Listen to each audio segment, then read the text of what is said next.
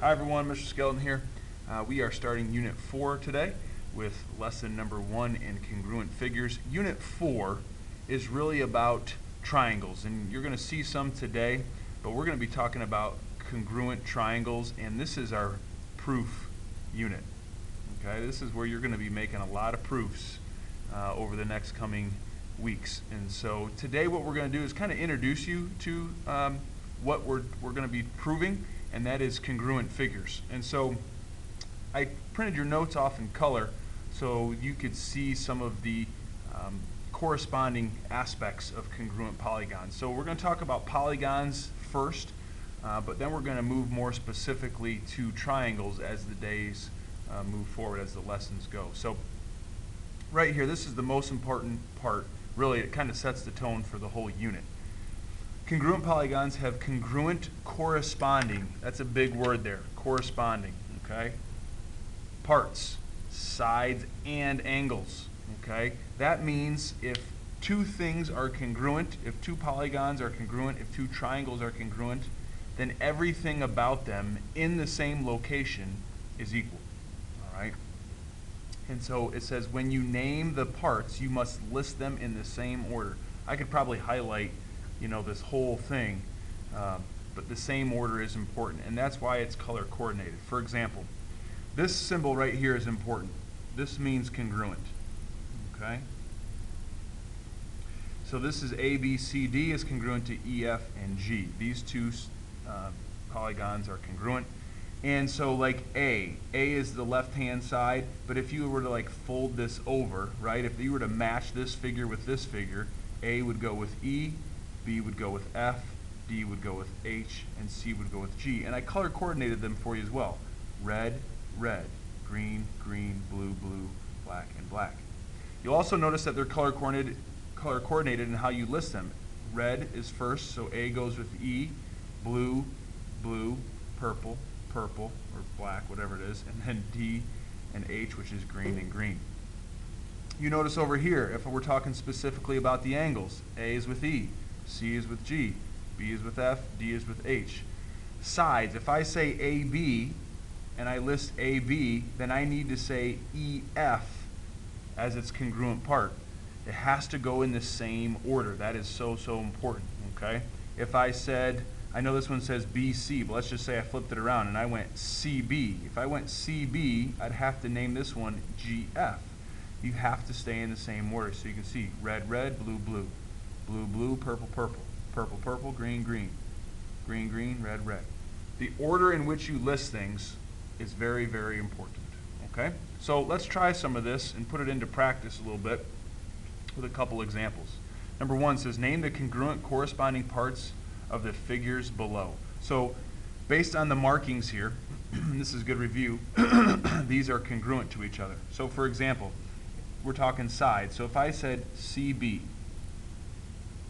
what is congruent to CB on this picture right here? I went from C and went to B.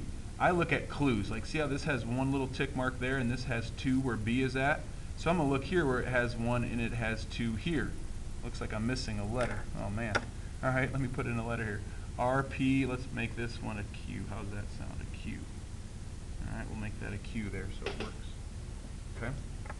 So if I said CB, C to B, I need to say R to Q. R to Q. Okay. Let's do another side. Let's say CA. Again, I'm just picking random. You don't have to call it CA. I could have called it AC. I'm just saying CA. So I'm looking for clues. One tick mark where C is at to 3. So over here, where is it 1 to 3? R to 3P. So R to P. And then I have A and B. Okay, again, I'm starting with all the sides over here first. So A, B. A has got 3 markings on it. B has 2. So I want to go from 3 to 2 over here, which is P to Q. Okay. Angles are the easier ones. So what matches up with angle C? What's congruent to angle C? That has one tick mark or one swoop. This one has swoop, so angle R. What matches up with Q, or no, I want to start with B. Angle B. What matches with B? B's got 2 swoops, Q's got 2 swoops, angle Q. Last one, what has 3 swoop marks? Angle A. And what's angle A congruent to? one that has 3 over here, which is angle P. Okay, so everything matches up. It's a little meticulous, but that's the way you have to do it. Okay? Now, this one's always tricky. This one always gets students. I'd normally have you try this on your own, but sometimes this throws people off. They look at this. It's the same directions, right, for the most part. Name the congruent corresponding parts of the figures, and there's no picture. This one has a picture. Has stuff you can look at. Over here, it just gives you a congruent statement. Let's start with the angles first, and you're actually going to do what you did up here, right? You can look at how something is written and know that the first letter goes with the first letter on the second one. The second letter of the first one goes with the second letter of the second figure, and so on and so forth. So when we go to angles, what matches up with A? Well, what's the first letter listed here? Angle D. What matches with B? E. Angle B, congruent to angle E. And then the third letter listed is C, and that matches with F. Okay? Now, sides, you're just going 2 sides. So if I said AB, so AB would match up with the first 2 letters, which would be DE. Right? I could say BC, which is the last 2 letters. BC matches with EF.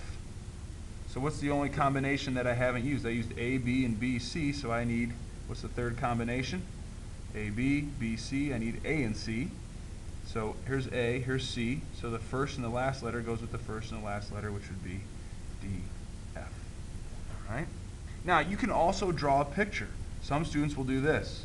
They'll go A, B, and C is congruent to, and they'll draw another picture. Now, you have to go in the same order. So if you went A, B, C, you got to go D, E, F.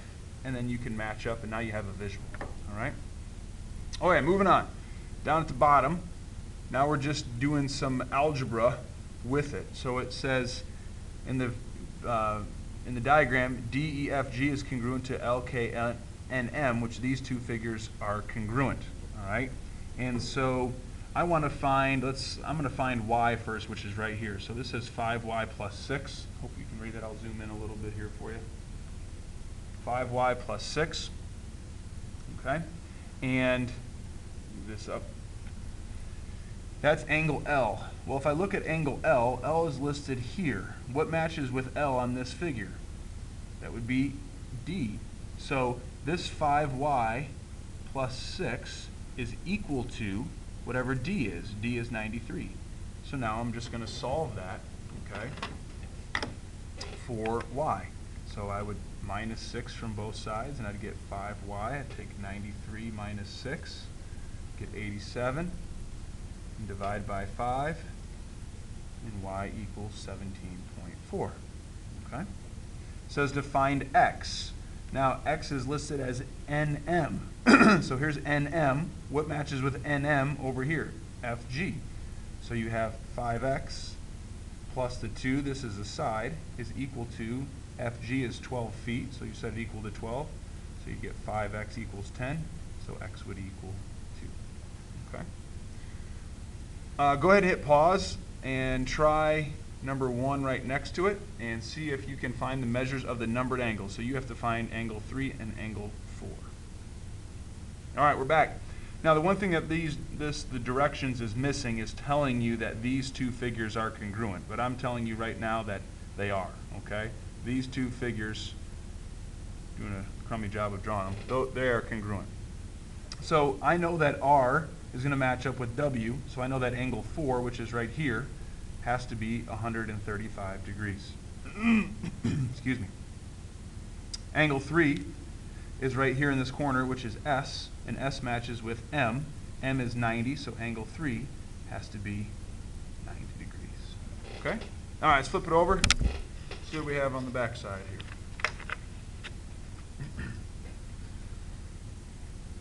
Okay. This is called, let me zoom out a little bit here.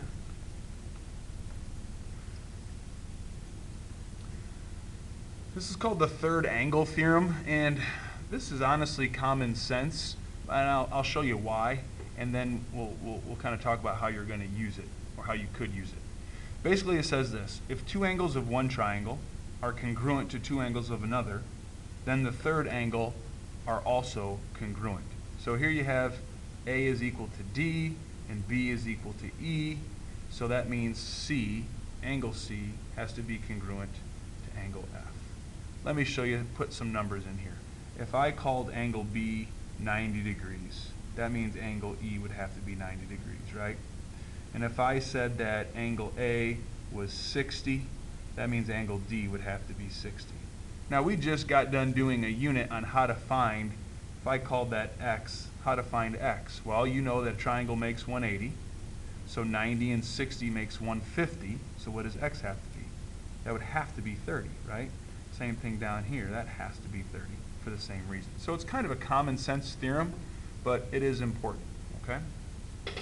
Now, this takes a little bit of time.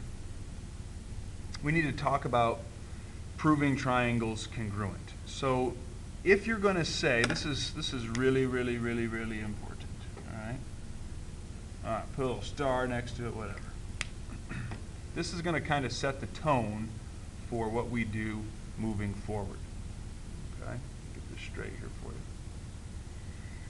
you. If you are going to prove to me that two anythings are congruent, you need to tell me, just like on the front here, if you're going to tell me that these two things are congruent, then you need to tell me that all their sides are equal to each other and all their angles are equal to each other. Remember this part, sides and angles. This right here was all the sides, and this right here was every single angle.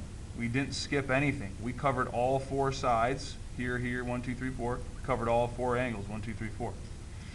So on the back, when we're talking about proving triangles congruent, you need to show two things. Number one, all corresponding angles are congruent. And number two, all corresponding sides are congruent, which is no different than what you did on the front. There's the corresponding sides, there's all the angles, that's what you're trying to do, okay? Now, let's think about this for a second. Triangles. If I want to show that this triangle here is congruent to this triangle here, how many angles do you need to show me in a proof that are equal to each other? 3. How many sides would you need to show me that are equal to each other? 3 sides. So when we start doing proofs, you're going to have to show me that 3 angles are equal to each other. All 3 angles here are congruent to all 3 angles here, and all 3 sides from here are congruent to all 3 sides there. All right? So let's take a look here. Let's take a look at some of these. It says, these are some basic questions. It says, decide whether the triangles are congruent. Justify your answer. All right? So if you look at these two, and again, some of these you may need to turn and flip and rotate to match up, but let's take a look. I'm just going to start making a list. Angles. Let's match up. Let's see if we can find the angles. If I take this figure and kind of take D and flip it up, angle A is congruent to angle E, right? This F is a 90-degree box, so C, so angle F is congruent to angle C. Now, how do we know that B and D are equal? We know it from the third angle theorem right here, right? If 2 angles of one triangle are congruent to 2 angles of the other, then the thirds have to be congruent. So I know that angle B is congruent to angle D. If I was making a proof, it would be the third angle theorem. That's why we can say that, okay? Now look, 1, 2, 3. All 3 angles from this triangle are congruent to all 3 triangles or angles from this triangle. Let's do sides, okay? Does AF match up with EC? It does. It has a single tick mark. So AF is congruent to EC. Remember, we're listing things in the correct order. If I say AB, what's congruent to AB? ED. And then the last side, 3 tick marks. If I say BF, what's BF congruent to? If I said B to F, I'd have to go D to C. D to C. 1, 2, 3 sides. 1, 2, 3 angles. Decide whether the triangles are congruent. Justify your answer. Yes. All 3 sides and angles congruent. Okay? Now, I'm not going to have you list all of this for each one. Let's just take a peek at these and kind of knock them out. And then we'll go from there, okay?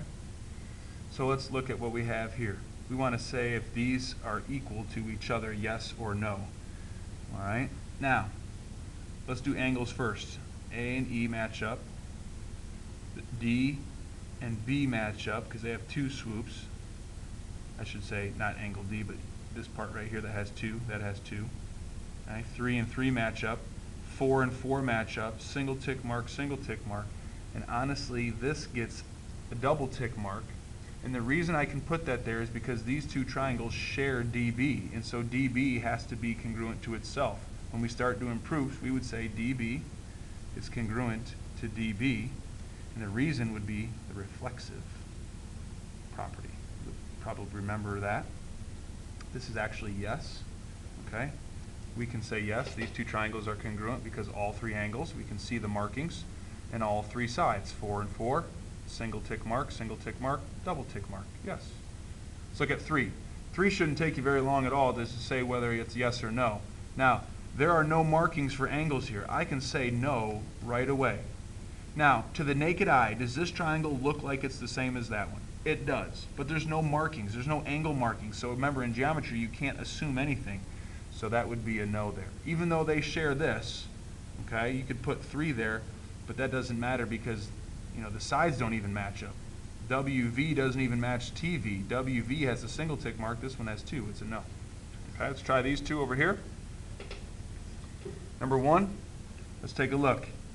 Single swoop, 9 degree, 9 degree. You know that these have to be congruent because of the third angle theorem, right? DF would match up with XZ, good, single tick mark, XY would match up with DE, double tick mark, and then EF would match with YZ, 1, 2, 3, 1, 2, 3. So all 3 angles, all 3 sides from both, that's a whopping yes. Okay? All right, the last one, I'm going to actually do a proof with you on this.